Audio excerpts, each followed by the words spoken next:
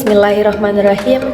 Bismillahirrahmanirrahim. Baik teman-teman, di sini saya akan menjelaskan mengenai peradilan koneksitas. Di mana pengadilan koneksitas di sini itu sebuah mekanisme pengadilan yang mengadili sebuah tindak kasus pidana, di mana dalam tindak kasus pidana di sini itu melibatkan antara dua kalangan, yakni kalangan militer dengan kalangan warga sipil, atau bisa juga kalangan prajurit militer dengan pegawai sipil dalam satu tindak pidana begitu. Kenapa harus ada peradilan koneksitas? Kan sudah ada peradilan umum dengan peradilan militer.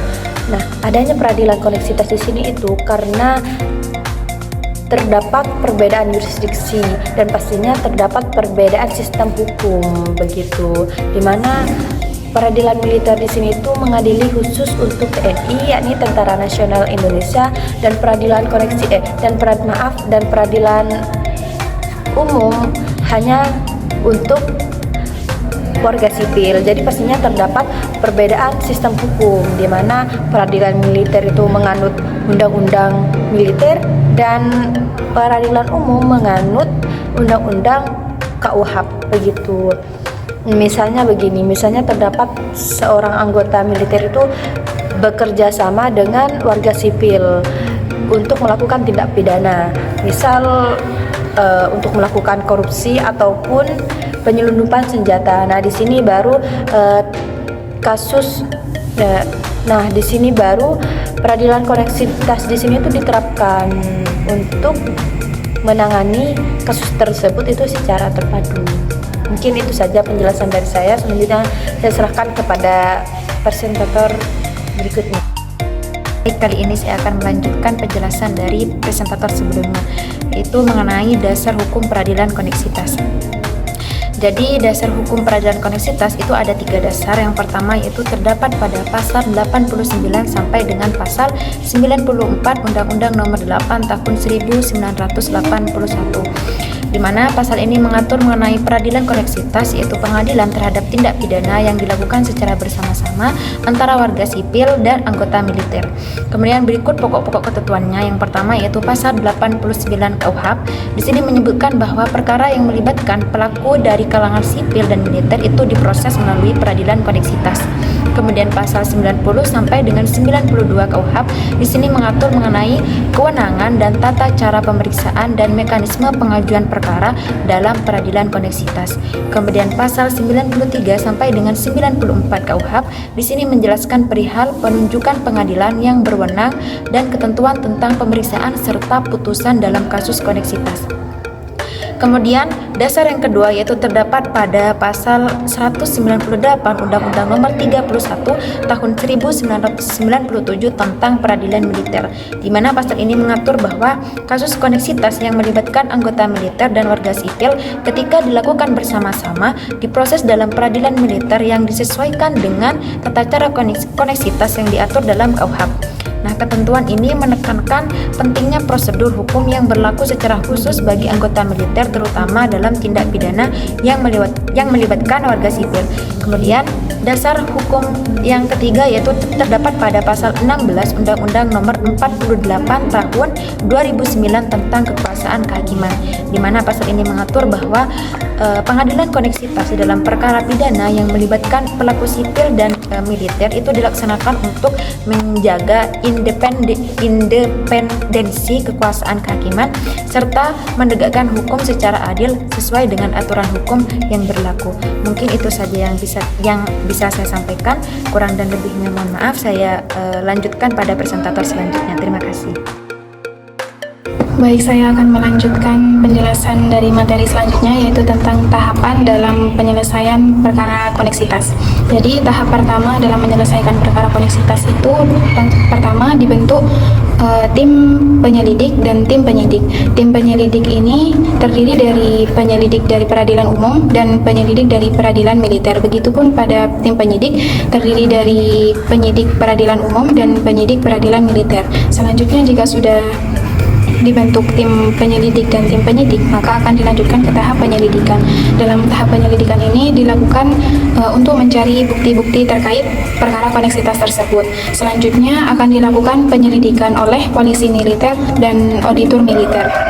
Dalam tahap penyidikan ini dilakukan untuk melengkapi bukti-bukti yang belum terungkap pada proses penyelidikan. Selanjutnya, sebelum dilanjutkan ke proses pemeriksaan persidangan, maka akan dilakukan penelitian bersama mengenai peradilan mana yang berhak untuk memeriksa perkara koneksitas tersebut, apakah dari peradilan umum atau peradilan militer. Penelitian bersama ini dilakukan oleh jaksa dan auditor militer, memeriksa terkait bukti-bukti yang terungkap mengenai peradilan mana yang berhak memeriksa dan mengadili perkara koneksitas ini dilihat dari kerugian yang ditimbulkan dari perkara tersebut. Jika kerugian terbesar dialami oleh peradilan umum, maka peradilan yang berhak untuk memeriksa kasus perkara koneksitas tersebut adalah peradilan umum. Sebaliknya, jika kerugian yang terbesar dialami oleh peradilan militer, maka yang berhak mengadili adalah peradilan militer.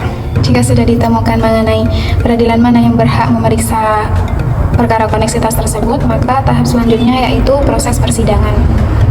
Dalam proses pemeriksaan persidangan ini, hakim itu terdiri dari 3 orang.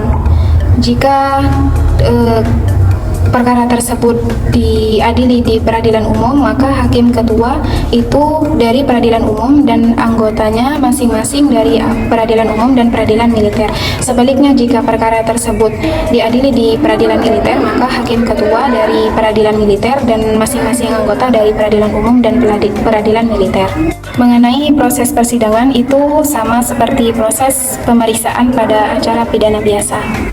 Selanjutnya, jika proses pemeriksaan dalam persidangan sudah dilakukan, maka akan dilanjutkan ke tahap terakhir, yaitu pelaksanaan putusan hakim. Mungkin itu saja yang dapat saya sampaikan, kurang lebihnya mohon maaf. Assalamualaikum warahmatullahi wabarakatuh. Baik, saya Nanda Dwi Ramadan akan menjelaskan tentang tujuan peradilan koneksitas, yaitu untuk menyelesaikan perkara pidana yang melibatkan perilaku dari kalangan sipil dan militer, atau dari kalangan sipil dan kepolisian dalam satu peristiwa hukum yang sama. Tujuan utamanya yaitu untuk memastikan bahwa keadilan dapat ditegakkan dengan adil dan menyeluruh, tanpa adanya diskriminasi atau perbedaan perlakuan bagi pihak-pihak yang terlibat. Dalam konteks hukum di Indonesia, peradilan koneksitas ini bertujuan untuk menghindari dualisme peradilan dengan menggabungkan perkara yang melibatkan perilaku dari kalangan sipil dan militer. Peradilan koneksitas menghindari adanya dua peradilan yang berbeda yang dapat mengakibatkan hasil yang tidak konsisten atau bertentangan. Terus yang selanjutnya, untuk mewujudkan keadilan dan kepastian hukum. Peradilan koneksitas memastikan bahwa seluruh pihak yang terlibat dalam suatu tindak pidana diproses secara adil sesuai dengan hukum yang berlaku, sehingga ada kepastian hukum bagi semua pihak. Yang selanjutnya, menyederhanakan proses peradilan dengan digabungkan dalam satu peradilan koneksitas. Proses hukum menjadi lebih sederhana, efisien, dan menghemat waktu. Dan yang terakhir yaitu peradilan koneksitas ini biasanya dipimpin oleh hakim dari pengadilan umum atau peradilan militer sesuai aturan yang berlaku dan dilaksanakan dengan mengacu pada ketentuan pada Kitab Undang-Undang Hukum Acara Pidana yang ada di Indonesia. Sekian dari saya. Baik, saya akan melanjutkan materi selanjutnya, yaitu tentang tata peradilan koneksitas. Merujuk pada proses peradilan yang melibatkan pelaku untuk tindak pidana yang terdiri dari kalangan sipil dan militer atau pegawai negeri sipil yang disebut PNS dengan pihak lain yang memiliki atas hukum berbeda dalam konteks hukum di Indonesia. Peradilan koneksitas biasanya dilakukan ketika suatu kasus melibatkan terdakwa dan dua yurisdiksi berbeda seperti yurisdiksi peradilan umum dan peradilan militer. Berikut adalah beberapa tantangan utama yang dihadapi dalam perkara pelaksanaan peradilan koneksitas, yaitu yang pertama perbedaan sistem dan prosedur hukum. Peradilan umum dan peradilan militer memiliki prosedur hukum, struktur, dan substansi yang berbeda. Misalnya, aturan di peradilan militer lebih menekankan pada disiplin dan hierarki militer, sedangkan peradilan umum mengacu pada hukum pidana dan prosedur umum.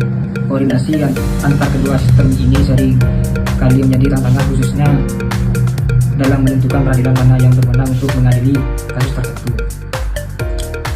Dan yang kedua, penentuan forum peradilan.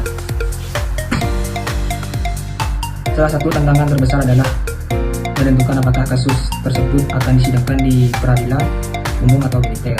Proses ini melibatkan banyak pihak termasuk Mahkamah Agung dan Auditorat Jenderal. Penentuan ini sering makan waktu yang lama dan berpotensi menghambat penyesalan perkara. Dan yang ketiga, koordinasi antar lembaga. Kasus koneksitas melibatkan banyak institusi seperti kepolisian, kejaksaan, auditorat hingga peradilan koneksitas. Koordinasi yang buruk dapat memperlambat proses penyidikan, penentuan hingga putusan. Dan yang keempat, potensi tumpang tindih dan konflik kepentingan. Di dalam beberapa kasus ada kemungkinan terjadi tumpang tindih antara yurisdiksi peradilan umum dan militer.